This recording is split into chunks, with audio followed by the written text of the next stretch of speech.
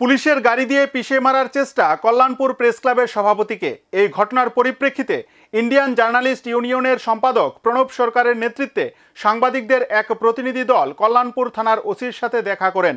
বরিষ্ঠ সাংবাদিক প্রণব সরকার বললেন, এই ধরনের ঘটনা অত্যন্ত নিন্দনীয় এবং দুর্ভাগ্যজনক। কর্তব্য পালন করতে গিয়ে প্রাণে বাঁচলেন খোয়াই জেলার সাংবাদিক তথা কল্যাণপুর প্রেস ক্লাবের সভাপতি সজল দেব।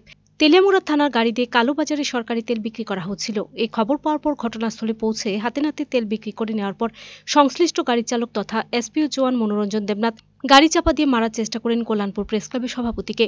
পরবর্তীতে অভিযুক্তদের গ্রেপ্তার করা হয়। বৃহস্পতিবার গোটা ঘটনার খোঁজখবর নিতে কল্যাণপুর ছুটে গেলেন ইন্ডিয়ান জার্নালিস্ট ইউনিয়নের সম্পাদক প্রণব সরকারের নেতৃত্বে সাংবাদিকদের এক প্রতিনিধি দল।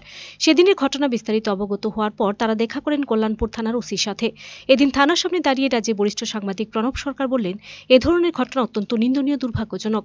এখন কি করা যায় তা আমরা আলোচনা করে দেখব।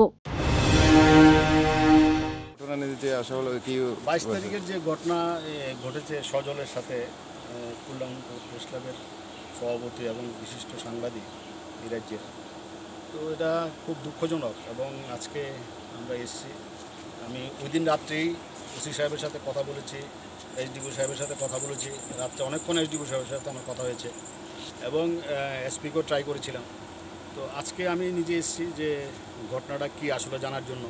ঘটনাটা খুবই দুর্ভাগ্যজনক যে এরকম একটা ঘটনা সহতার সাথে হয়েছে। ওরা খুব সহযোগিতা করে, ওরা যেরকম ভালো সংবাদ করে এবং পুলিশকেও সহযোগিতা করে, কিন্তু হঠাৎ করে একটা পুলিশের এসপি জওয়ান একটা তেল বিক্রি করছিল। ওরা যখন খবরের জন্য যাচ্ছিল, গাড়িটা এরকমভাবে ও চালাচ্ছিল যে এটা বোঝা যায়নি যে ওকে চাপা দেওয়ার জন্য নাকি পালিয়ে যাওয়ার জন্য। এটা আন্ডার ইনভেস্টিগেশন।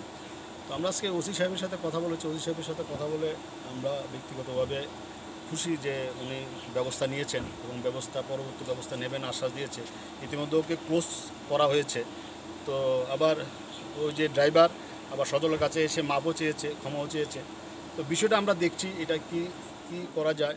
কিন্তু ওকে আমরা এরকমভাবে যে ও একটা অপরাধ করেছে, নিশ্চিতভাবে বলা যেতে পারে ও একটা অপরাধ করেছে, কিন্তু ওকে আমরা কিভাবে কি করব এটা আমরা সবাই মিলে আলোচনা করে যা করার করব। কিন্তু